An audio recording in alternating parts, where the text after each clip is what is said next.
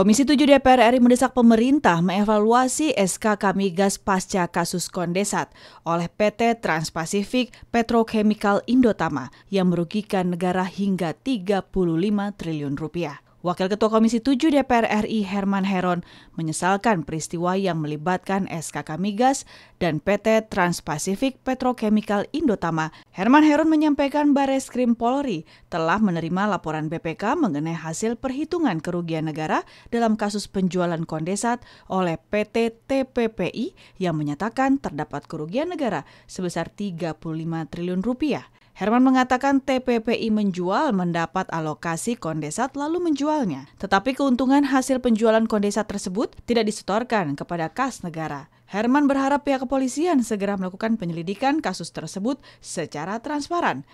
Ya tentu ini adalah pelanggaran hukum. Nah kalau kemudian ini dianggap sebagai hal yang melanggar terhadap aturan yang berlaku, ya tentu harus ada perlakuan hukum. Harus ditangani secara hukum dan harus sampai tuntas. Herman menegaskan kasus kondensat TPPI merupakan hak pemerintah sepenuhnya. Untuk itu Herman mendesak pemerintah untuk segera mengevaluasi SKK dan seluruh perusahaan migas di dalam negeri. Herman berharap pengelolaan sumber daya minyak dan gas di Indonesia dapat diproduksi dan dikelola secara mandiri di dalam negeri.